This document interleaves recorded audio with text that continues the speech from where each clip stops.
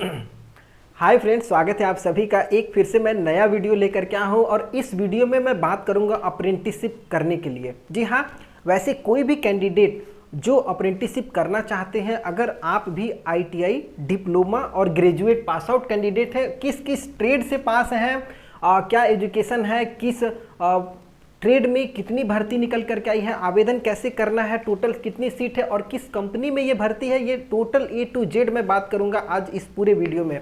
Video को शुरू करते हैं। शुरू करने से पहले आपको जानना जरूरी है कि भर्ती किस में है। तो यहाँ पर एयरपोर्ट अथॉरिटी ऑफ इंडिया, आप सभी परिचित होंगे, भारतीय विमानपत्तन प्राधिकरण, ये आपको जानना चाहिए कि एयरपोर्ट अथॉरिटी ऑफ इंडिया का काम क्या है।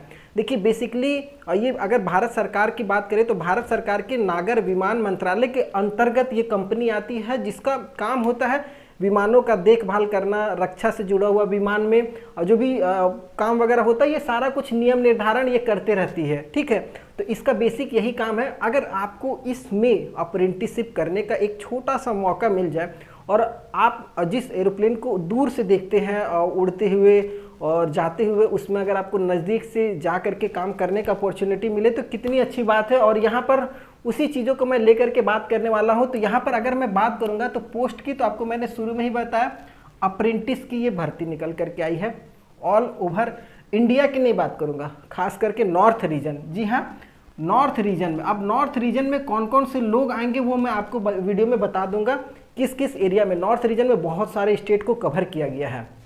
ठीक है, तो यहाँ पर नॉर्थ रीजन में ये भर्ती निकल करके आई है। टोटल सीट की बात करेंगे तो 175 पद है, 175 सीट पे ये पूरी ट्रेड वाइज भर्ती आपको मैं बता दूंगा। ठीक है, तो 175 सीट है। इसमें डिप्लोमा कितना है, आईटीआई कितना है, ग्रेजुएट कितना है, ये सब कुछ मैं आपको बता दे रहा हूँ। आगे एज के लिए आपको पता होना चाहिए कि अप्रेंटिस जो होता है मिनिमम एज 15.5 साल होता है। 15.5 साल से ले करके आप 26 साल के कोई भी कैंडिडेट आवेदन कर सकते हैं। यहाँ पर अप्रेंटिसशिप में ये चीज़ अच्छा है, 15.5 से आप आवेदन कर सकते हैं।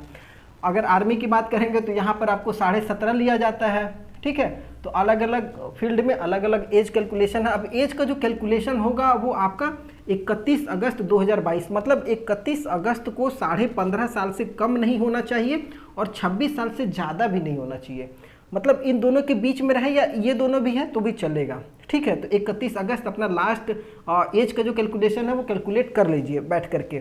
अब इम्पॉर्टेंट है एजुकेशन की, तो मैंने आपको बता ही दिया है कि एजुकेशन में जनरली आईटीआई, डिप्लोमा और ग्रेजुएट, ठीक है, ये तीनों अप्लाई कर सकते हैं। तो सबसे पहले बात होगी आईटीआई वालों की।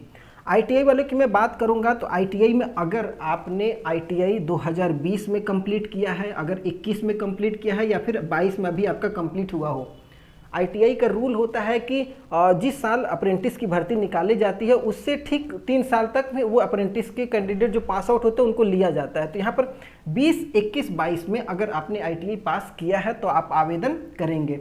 अब आवेदन किस किस ट्रेड वाले कर सकते हैं, यहाँ पर भी ये भी आपको समझना पड़ेगा। तो उसके लिए देखिए मैं आपको बता देता हूँ, एक इलेक्ट्रिकल में भर्ती निकल करके आई है, दूसरी इलेक्ट्रॉनिक्स में भर्ती है, तीसरी मैकेनिक की भर्ती है, चौथा स्टेनोग्राफर की भर्ती है और लास्ट में कंप्यूटर ऑपरेटर प्रोग्रामिंग में अगर आपने इस ट्रेड से आईटीआई किया है तब आप आवेदन करेंगे। एक बार फिर से, इलेक्ट्रिकल में है, इलेक्ट्रॉनिक्स में है, मैकेनिक में है, स्टेनोग्राफर है और कंप्यूटर ऑपरेटर प्रोग्रामिंग में अगर आपने किया हुआ है तो टोटल 44 पोस्ट यहाँ पर निकल करके आया है। अब इसमें आपको हर एक ट्रेड को मिला करके ये बताया गया है। अब इसमें किसमें कितना कितना सीट होगा वो आगे आपको जिस हिसाब से आपका भर्ती होइएगा उस हिसाब से आपको बता दिया जाएगा। ठीक है, तो ये आपको समझ में आ गया होगा। अब बात कर लेते हैं हम लोग डिप्लोमा वाले की। डिप्लोमा में जो भी कैंडिडेट अगर आप आवेदन करना चाहते हैं तो उनके लिए भी रूल है, यहाँ पर 2020 का पास आउट होना चाहिए, 2021 का या फिर 2022 में आप करंट ईयर में पास आउट कैंडिडेट हैं। अपीयरिंग वाले भी अप्लाई कर सकते हैं, लेकिन उनको फॉर्म का लास्ट डेट 7 नवंबर रखा गया है। 7 नवंबर तक अगर आपके पास आपका रिजल्ट वगैरह आ जाता है तो भी आप यहाँ पर अप्लाई कर सकते हैं। ठीक है, तो अब डिप्लोमा में आपको ट्रेड की मैं बात करूंगा तो सिविल से अगर आपने डिप्लोमा किया हुआ है तो जिसमें 24 सीट के लिए आवेदन होगा, टोटल 24 सीट है। यहाँ पर डिप्लोमा में थोड़ा सा ज़्यादा सीट दिया गया है, इलेक्ट्रिकल में 16 सीट है आपको। अगर आपने इलेक्ट्रॉनिक्स ट्रेड से किया हुआ है डिप्लोमा तो 34 सीट है। अगर कंप्यूटर या आईटी सेक्टर से, इंफॉर्मेशन टेक्नोलॉजी से अगर आपने किया हुआ है तो 11 सीट पे आपको आवेदन करना है। एरोनॉटिक्स, एरोस्पेस और एयरक्राफ्ट मेंटेनेंस, ये तीनों में से किसी में भी आपने किया हुआ है तो आप 12 सीट है इसके लिए आप आवेदन कर सकते हैं। आर्किटेक्चर में अगर आपने किया हुआ तो 2 सीट यहाँ पर दिया गया है, और अगर आपने मैकेनिकल या ऑटोमोबाइल से किया हुआ है तो आपको 6 सीट पे आवेदन करने का मौका मिलेगा। तो यहाँ पर डिप्लोमा में आप देख सकते हैं बहुत ज़्यादा सीट देखने को मिलेगा। अब बात करते हैं ग्रेजुएट वाले की। तो देखिए ग्रेजुएट में क्या है, जनरली यहाँ पर जिस हिसाब से ट्रेड बताया गया वो बीटेक वाले के लिए है। तो सिविल में अगर आप आवेदन करेंगे तो 4 सीट आपको देखने को मिलेगा टोटल। इलेक्ट्रिकल में आपको 2 सीट है, इलेक्ट्रॉनिक्स में 13 सीट है। इलेक्ट्रॉनिक्स में यहाँ पर थोड़ा सा ज़्यादा सीट दिया गया है 13। अगर आपने कंप्यूटर साइंस और आईटी से किया हुआ है तो 3 सीट आपको यहाँ भी देखने को मिल जाएगा। उसके बाद एयरोनॉटिक्स, एरोस्पेस और एयरक्राफ्ट में 2 सीट है मात्र, तो यहाँ पर थोड़ा सा कम दिया गया है। ग्रेजुएट वालों को थोड़ा सा कम सीट पर भर्ती दिया गया है। आर्किटेक्चर में है तो 1 सीट पे आप आवेदन कर सकते हैं, और मैकेनिकल या ऑटोमोबाइल से किए हुए तो भी आप 1 सीट पे आवेदन कर सकते हैं। तो ये आपको समझ में आ गया होगा, ग्रेजुएट, डिप्लोमा और आईटीआई तीनों के लिए मैंने बता दिया।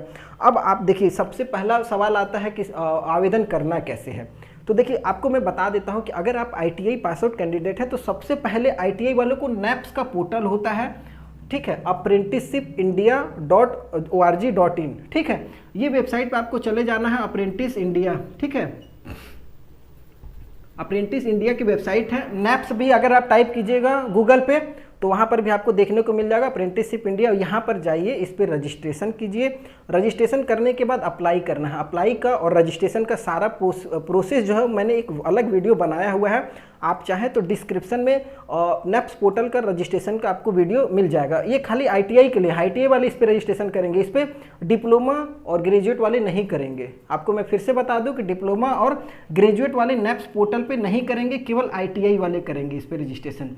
और अगर आप डिप्लोमा है और ग्रेजुएट हैं तो इन लोगों को, डिप्लोमा और ग्रेजुएट को MHRD नेट्स का एक वेबसाइट है, इस पर आपको रजिस्ट्रेशन करना होता है। बिना इस पे रजिस्ट्रेशन किए, बिना यहाँ से रजिस्ट्रेशन लिए आप किसी भी कंपनी में अप्रेंटिसशिप नहीं कर सकते हैं, तो यहाँ आपको रजिस्ट्रेशन करना पड़ेगा, ठीक है। तो MHRD नेट्स का पोर्टल है, इस पर आप जाइए, रजिस्ट्रेशन कीजिए। उसका भी वीडियो बना हुआ है, आपको नीचे डिस्क्रिप्शन में वीडियो मिल जाएगा, कैसे कैसे रजिस्ट्रेशन करना है, कैसे आपका प्रोफाइल अपडेट होगा, कैसे 100% कंप्लीट करना है प्रोफाइल, और आवेदन कैसे करना है, वो सब कुछ मैंने बताया हुआ है।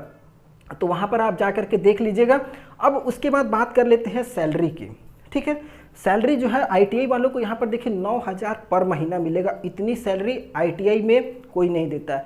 8,000, 7,050 इस हिसाब से सैलरी मिलती है, लेकिन यहाँ पर 9,000 रुपया एयरक्राफ्ट में आपको जा करके कुछ सीखने का मौका मिलेगा जहाँ अपॉर्चुनिटी है। तो 9,000 डिप्लोमा वालों को 12,000 मिल रहा, जबकि डिप्लोमा वालों को नॉर्मली 9,000 रुपया दिया जाता है, यहाँ पर 12,000 दिया जा रहा।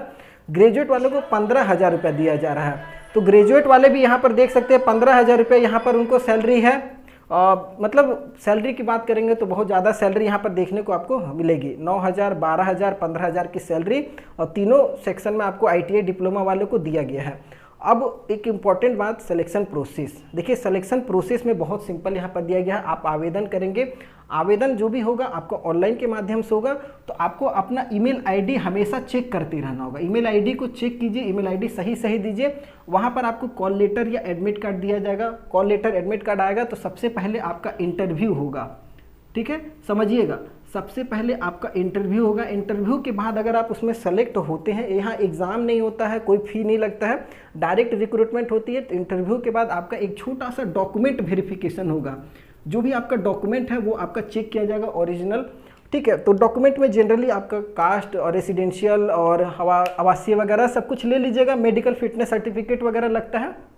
अगर डॉक्यूमेंट वेरिफिकेशन भी आपका कंप्लीट हो जाता है तो उसके बाद एक आपका छोटा सा आपका मेडिकल टेस्ट हो जाएगा। मेडिकल टेस्ट होने के बाद अब किस किस जगह पे आपको पोस्टिंग दिया जाएगा वो मैं आपको थोड़ा सा मोबाइल में आपको बता देता हूं, क्योंकि यहाँ पर थोड़ा सा जगह कम था, तो इस वजह से मैं आपको दिखा देता हूँ कि जगह अगर मैं बात करूँगा तो नॉर्थ रीजन में समझिएगा, आदमपुर है, आगरा है, अलीगढ़ है, अमृतसर है, भटिंडा है, बीकानेर है, चित्रकूट है, देहरादून है, फर्रुखाबाद है, फुर्सतगंज, ग्वालियर, गोरखपुर, हिंडौन, जयपुर, जम्मू, जोधपुर, कांगड़ा, कानपुर, कुल्लू, कुशीनगर, लखनऊ, लुधियाना, मुरीपुर, मुरादाबाद, पंतनगर, पठानकोट, पिथौरागढ़, प्रतापगढ़, प्रयागराज, सिकंदराबाद, श्रीनगर, शिमला, श्रावस्ती, उदयपुर, वाराणसी और दिल्ली के बहुत सारे क्षेत्रों में ये आपको जो रिक्रूटमेंट है 175 पोस्ट पे ये इस जगह में आपको पोस्टिंग मिलेगा। मतलब जहाँ पर भी अगर AAI का एयरपोर्ट अथॉरिटी ऑफ इंडिया का ऑफिस है, ब्रांच है, वहाँ आपको पोस्टिंग दिया जाएगा।